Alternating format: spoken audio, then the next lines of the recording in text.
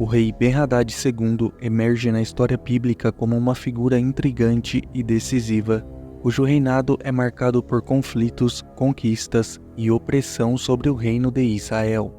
Seu poder e a extensão de seu domínio são confirmados pelos registros assírios, destacando-se como um dos líderes da coalizão contra a Síria na época de Salmaneser III.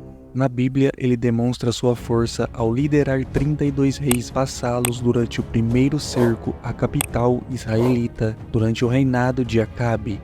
Além disso, Ben-Hadad II presenciou milagres de Deus e teve interações com o renomado profeta Eliseu, que profetizou sua queda.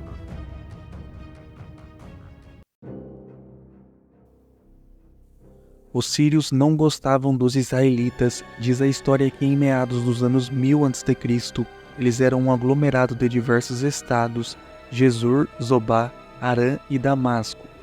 Nesta época remota, eles já lutavam contra Israel e tentavam tomar suas terras. Em um desses confrontos, o soberano rei de Zobá foi derrotado por Davi, precisamente em 990 a.C. Em resposta, seus habitantes se reuniram sob o comando de Damasco e unificaram a Síria. Em várias passagens bíblicas, Ben-Hadad é retratado como um líder militar poderoso, que travou batalhas importantes contra Israel. Ele é mencionado principalmente nos livros de 1ª e 2ª Reis, onde suas ações e confrontos com os reis de Israel são descritos. O nome Ben-Hadad significa filho de Hadad. Hadad era o deus da tempestade e do trovão da Síria. Como era comum naquela época, os reis eram vistos como filhos do deus principal de seu país. Ben-Hadad é um título muito parecido com faraó ou presidente. O termo pode referir-se a diferentes indivíduos em diferentes épocas. A maioria dos historiadores aceita a existência de 3 Ben-Hadads que governaram em Damasco. Ben-Hadad II governou de 860 a 841 a.C., sucedendo seu pai e consolidando o domínio sobre o reino. Sua ascensão ao trono ocorreu em um período de intensas rivalidades, onde as potências da região buscavam expandir seus territórios e afirmar sua influência. No auge de seu poder por volta dos anos 850 a.C., Ben-Hadad, rei da Síria, mobilizou seu exército com o apoio de 32 reis aliados e seus carros de guerra e cavalos. Eles cercaram Samaria e a atacaram. O rei Acabe estava relutante em entrar em guerra. Por esse motivo concordou com as primeiras exigências de Ben-Hadad, mas chegou no limite quando o rei sírio quis enviar seus oficiais para vasculharem a casa real.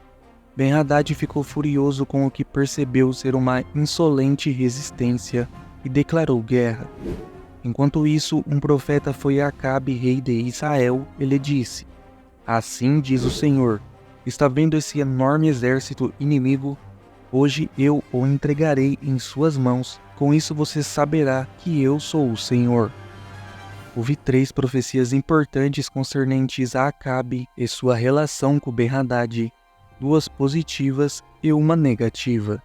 Na primeira, o profeta encorajou o rei a tomar a iniciativa nessa primeira batalha. Acabe reuniu 7.000 soldados e efetuou um ataque de surpresa. Uma vitória decisiva foi alcançada, mas Ben-Hadad conseguiu fugir a cavalo. A segunda profecia advertiu Acabe a fim de que se preparasse para outras batalhas, porque Ben-Hadad viria novamente. Os oficiais de Ben-Hadad alegaram que os deuses de Israel eram divindades das montanhas e por isso os enfrentaria na planície. Desde a época de Josué, os soldados de Israel tinham a reputação de serem vencedores nos montes, porém ineficazes nas planícies e vales abertos, porque não usavam carruagens nas batalhas. As puxadas por cavalos eram inúteis em terrenos montanhosos e em florestas densas, mas podiam facilmente abater um grande número de soldados a pé nas planícies. O que Ben-Hadad e seus oficiais não entendiam era que Deus, não as carruagens, fazia a diferença nas batalhas. Na terceira profecia, Acabe foi repreendido pelo profeta do Senhor, por ser demasiadamente tolerante com os sírios e estabelecer alianças com Ben-Hadad. Inicialmente, os dois reis lutaram juntos contra os assírios. Cerca de 3 anos depois, Israel e Síria renovaram seu conflito, levando à morte de Acabe. É provável que Ben-Hadad II tenha sido o rei sírio que enviou seu comandante do exército, o leproso Naamã, para ser curado pelo profeta Eliseu, no tempo do rei Jeorão. Apesar do serviço de cura prestado a seu general, Ben-Hadad manteve sua hostilidade para com Israel e enviou grupos invasores para atacá-los. No entanto, o profeta Eliseu constantemente avisou de antemão o rei de Israel sobre o roteiro dos grupos invasores, de modo que Ben-Hadad começou a suspeitar da presença de um traidor entre seus próprios servos. Ao saber que Eliseu era quem informava o rei de Israel sobre as coisas que ele falava em seu quarto, o rei sírio enviou uma poderosa força militar para capturar Eliseu em Dotã. Eliseu, porém, fez com que as tropas fossem miraculosamente atingidas por uma forma de cegueira e as conduziu para o meio da capital, Samaria. Esta experiência, talvez junto com o tratamento misericordioso e a libertação concedida aos sírios ali, puseram fim a atividades de guerrilhas, embora isso não eliminasse a atitude agressiva de Ben-Hadad. Em 2 Reis 6 e 7, cerca de 9 anos após a morte de Acabe, Ben-Hadad II invadiu Israel e sitiou Samaria mais uma vez. O cerco durou tanto que as pessoas da cidade morreram de fome. Contudo, no meio da noite, o Senhor fez com que o exército sírio ouvisse sons de um exército avançando. Pensando que o rei de Israel estava recebendo ajuda de nações estrangeiras, todos os homens de Ben-Hadad fugiram, deixando tudo para trás. No ano seguinte, Ben-Hadad, sabendo que Eliseu havia chegado em Damasco, enviou um oficial distinto chamado Hazael para consultar o profeta Eliseu sobre sua doença. Eliseu previu que Ben-Hadad não morreria da doença, mas que certamente seria morto e que ele, Hazael, se tornaria o sucessor. Assim como Eliseu disse, Ben-Hadad começou a se recuperar da doença, mas ele foi assassinado pelo usurpador Hazael por volta de 841 a.C.